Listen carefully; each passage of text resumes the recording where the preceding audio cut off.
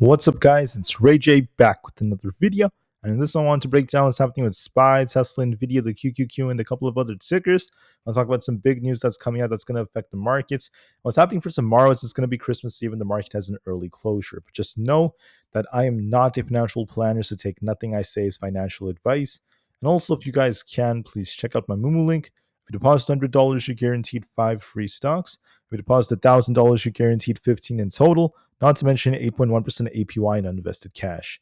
The offer ends in just 8 days. Anyways, let's talk about what's happening with the market. So, as far as the market goes, some tech stocks are looking more bullish, others are kind of flat. Tesla is technically range bound right now, but it is showing some potential as we saw a dip only to get bought back up. So, there are buyers defending it, especially after the sell off that happened at the end of the day on Friday. But despite that happening, Tesla's still technically range bound, and we haven't broken our 20 EMA yet to start pushing, so I'll be watching for that very, very soon. But let's first talk about some news and data, and then I'll break down the charts. So there's some good news coming out for Tesla. There's news that's coming out that Hyundai is going to be giving away free Tesla NACS adapters for their EV customers. And they just made this announcement. They said that they're going to be sending customers who have bought or leased an EV before January 31st a free charging adapter that will help them access Tesla's supercharger network. This is important because we're going to be seeing access to about 20,000 Tesla superchargers in the United States once they get their port. And then on top of that, I think that it's going to be not only very useful for them, but it's going to cause a lot more demand for these Tesla supercharging areas. So that's why Tesla has to offset that to some extent.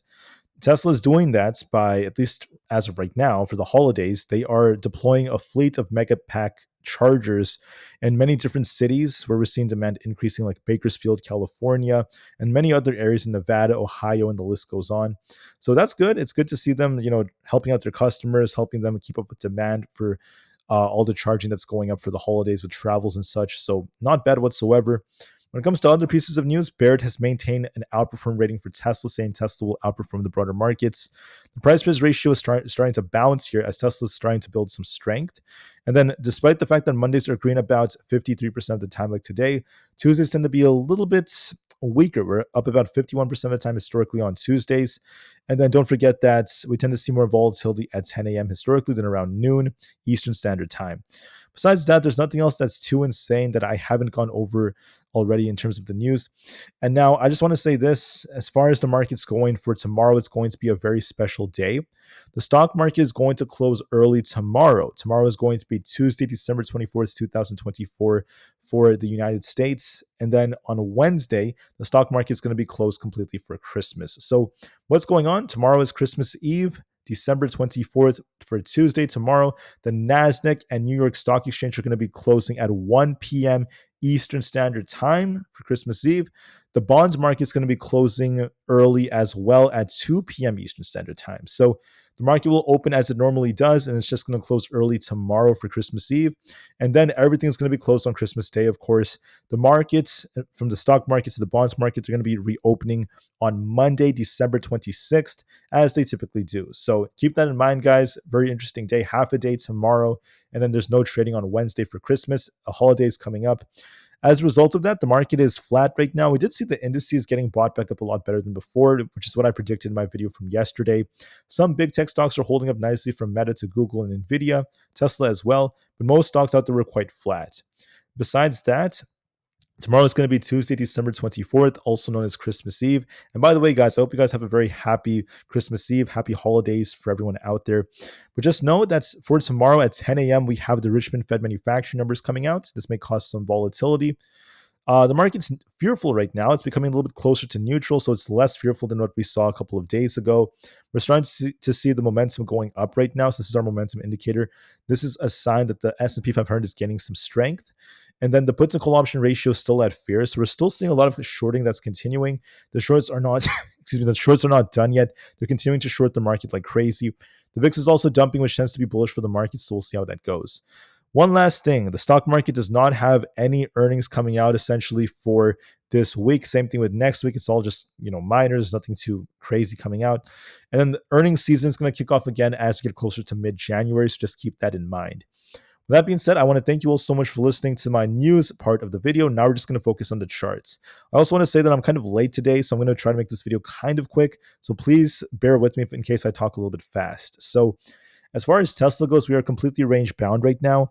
If we end up losing our support around this, the higher to mid 425 area, then we're going to be looking for support around 421. That's the critical support at the 50 EMA. Our resistance is currently at 436. If we break the high of the day, so this like 434 area, we're looking for 436. If that breaks, we easily go up into the 440s.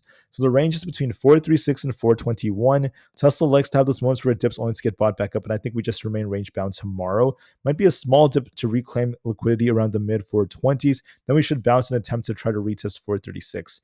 If we break this, we're looking for the 440s. So look for some sideways price action, but I do see some upside potential in this. So as far as time goes, Tesla should pop in the morning, dip a little bit, stay in this range between 421 and 436. And then there could be an attempt to test 436 as the day goes on, especially towards the end of the day. If we break that, we're looking for the 440s. The share price is showing some signs that it really wants to base right over here, and I think it's doing a great job at holding up. So there might be some sideways price action in this range. Then towards the end of the day, we might see Tesla push for 436. There might be a little bit more upside, and we'll see if that breaks or not. If it breaks, we push a lot more.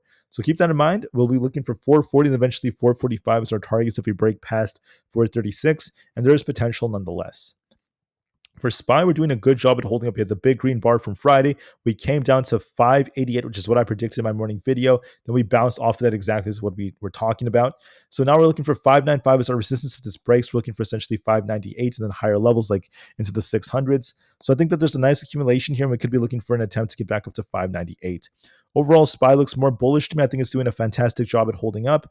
And this is favoring the fact that I made a higher low here and it's going to try to get back up to 598. So SPY looks more bullish. I think we're doing a fantastic job. And I think that this is favoring that it might try to push higher. We need to see us break 595 for confirmation, but there is upside potential on this chart. ES looks like it wants to push a little bit higher for about 60, 50, close to our 50 and 20 EMAs. Or I'm sorry, the 50 and 200 EMAs. If that breaks, we're going up to about 6,100. So keep that in mind. There's some balance to fill up here. We're forming a nice accumulation. It looks like it wants to kind of shuffle here and start breaking out higher if we break past these EMAs. If we lose 60-12, we turn back down, but this is favoring upside, by the way. It's looking more bullish. The buyers came back and defended. Now for Nvda, I want to call out the possibility of a possible inverse head and shoulders. There's a left shoulder here ahead and then maybe a right shoulder forming. So there is some tough resistance around this 140 area. We'll see if we shuffle a bit here before it attempts to break out later. But if we hold above 140 and close above, we will have the potential to just go straight up to 142. So we look bullish, but there could be somewhat of a dip and some consolidation before it starts to break out higher. So just keep that in mind. For Bitcoin, we're going to be likely retesting 95,900 as our resistance. So we have a double bottom here, so we could attempt to rebound. And this could push us close to about 98,000. So I think it's looking quite good. For other factors, just note that we have NQ. If we test this 50 EMA at 21,783, a break of this would look a lot more positive. We'd be looking for 22,000 as our target, so it's looking quite good here. The QQQ is testing 523 star resistance. If this breaks, I'm looking for 525, then eventually 527. So as long as we don't lose that, I think this is looking quite good. For Apple, I just wanted to say that we're seeing some consolidation up here, but I see potential for it to break to new highs around 257. Looking at the rest of these, I'm going to be a little bit quick because there is limited time. This is trading flat right now. There is going to be that big event on Christmas with Beyonce doing a performance, not to mention some NFL games being streamed. So that could help this try to rebound for 920. I see potential in this nonetheless. MSTR is in a very interesting place. We're approaching this 200 EMA right here. If this fails, this is going to be dipping all the way down towards like 310. If this holds, we try to rebound for like 340 plus. So I see potential. For Celsius, we are going to try to rebound as well. It's trying to base around 26. We have a range between 26 and 28. So if it rebounds, I'm looking for 27.92. Supermicro, if we manage to get back above 32.85, I think there's an imbalance over here, which would bring us up to about 34. So it's going to look a lot better. So there's a little bit of improvements on here, but we have to break our 20 EMA first. Palantir have a nice cup and handle like structure. We could be forming a handle here. So if we get a dip back down towards 78 or so, we could try to rebound for 82. So I think that there might be a small dip here back down towards the 78s to 80 zone. Then we could try to bounce again and form that handle that's going to like push this a lot higher. Rivian, we're looking for support at this 13.8 area, then eventually 13.57. We could dip here, then try to rebound for 14 plus, so give this some time. So far, it's looking more promising. If we break 15.74, we're looking for a bounce and a push for the 16 plus area. For the IWM Russell 2000, we're looking for 224.43 is our resistance. We could be trying to push for that. For AMD, we look more bullish, looking for 127 is our target as long as we don't lose 123. ARM also looks okay. This might dip it closer to 125 before it tries to bounce, so just keep that in mind. This is looking a little bit weaker to me, so look for a test of 125 by tomorrow. For Coinbase, we're going to be looking for a test of 273. If that breaks, I see 280. And this rejects, it could be dipping, so I see potential for a push for 273. For Amazon, we're looking for a test of 224. We're in a range bound between 224 and 225, kind of consolidating. As long as we could close above 224, we could try to bounce later on back up to 228. But if we lose this, I will be a little concerned for a small dip to 222, so keep that in mind. Meta looks more bullish. We have 602 and 606 as our targets. As long as we don't lose 595, we favor upside. So look for a little bit more upside to that range between 602 and 606, and we'll see how it ends up reacting. Microsoft looks more bearish. I expect a test of about 430.95, so it might dip a little bit more, and we'll see if we bounce off that. So look for some downside potential right there. Google looks more bullish. We could be looking for an attempt to get up to about 197. But despite that, there's a possible left shoulder ahead and maybe like a right shoulder forming. So we could be pushing for 197, but then we'll see if we reject or not. So keep that in mind. There's upside potential. GameStop looks more bullish. We have this imbalance to fill, which could take us up to about the 31. So I see some upside potential there. For AMC, we're range bound. If we break past 4.16, we're looking for essentially 4.2. And if we lose the support at 4 flat, we could be dipping. So we're kind of stuck in the middle, going back and forth around the 4 to 4.2 area, and we'll see what happens there. For DJT, if we break 35.5, we're looking for essentially 36.5 as our target. If we reject, we're going to be dipping. So this might come back down off our 50 EMA to retest 34.8 before it tries to break out a little higher. So I see some potential in this.